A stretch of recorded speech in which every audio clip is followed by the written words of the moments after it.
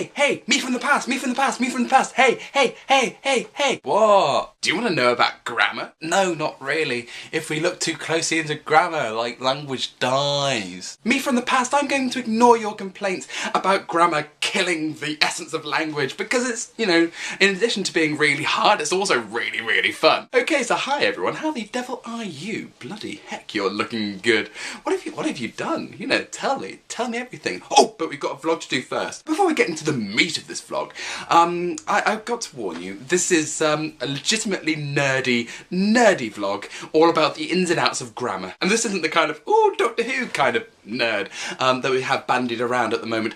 This is like proper job, verging on geek nerdiness. I'm not quite sure what the distinction is, but it is both of them at once. And it's going to be centred around this wonderful thing that we call language and grammar Nazis.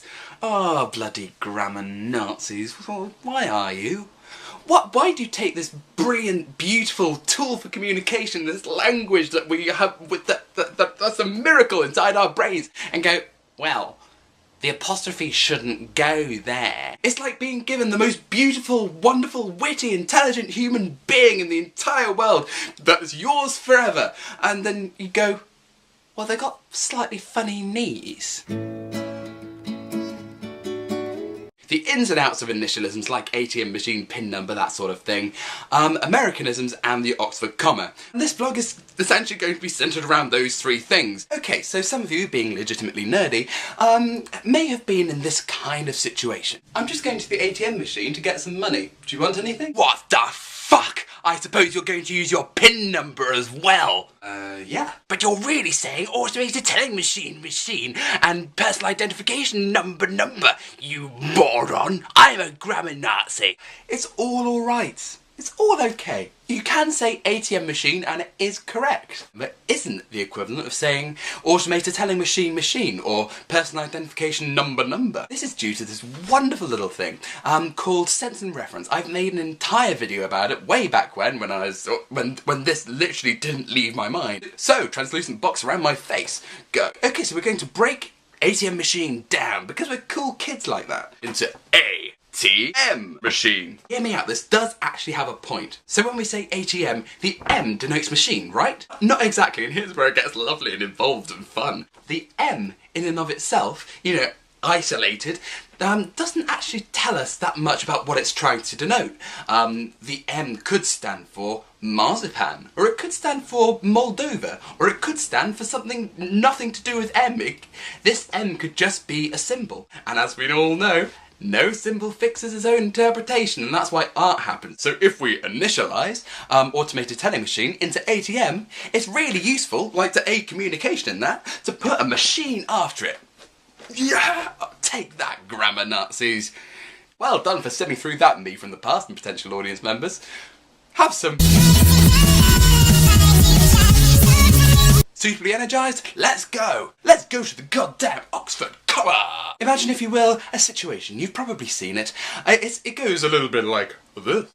Get your fish, eggs and ham, everybody. Get your fish, eggs and ham. Oh, Mr. Shopkeeper, I'm so glad you've used the Oxford comma in its correct position. You're one of the only shopkeepers in the entirety of Britain, the last of a dying breed, who use their grammar correctly. The Oxford comma, the pinnacle of grammar Nazi nitpicky gurness. The grammar Nazi's main point is that the Oxford comma, this comma here, should be like proper standard English, which is a really great aim. Until we get nerdy, let's take this lovely little list here, one conveniently with an Oxford comma, the comma that comes before the, and satisfyingly it also turns out to be wrong. Okay, so in our language, when we're talking about these kinds of things, we tend to classify words, and that stuff is a whole subject in and of itself. Like, I could go on at you about post-modified noun phrases, but I will go on at you, at least for a bit, about names and predicates. Names, unsurprisingly, name things like fox, Daniel Johnston ticket, knife, me! All of these are names, but then we got this weird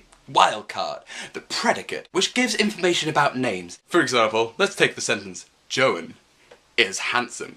Joan would be the name, and is handsome would be the predicate. A true one as well.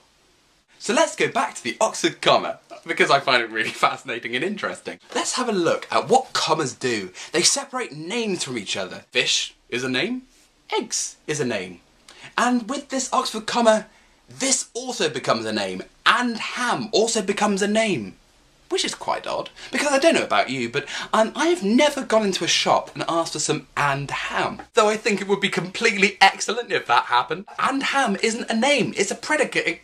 It gives information about the names, it's linking them all together. Oh, me from the past, do you want a break? Well, let's get suitably energised with some... Better?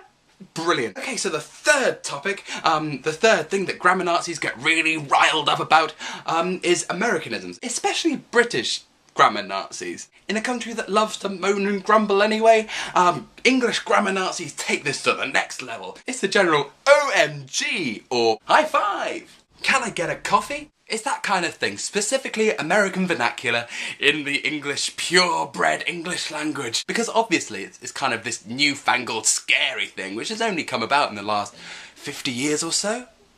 Or has it? All of the things floating around my face right now are Americanisms, but they don't get the brunt of the force against Americanisms because, you know, they're just in everyday language.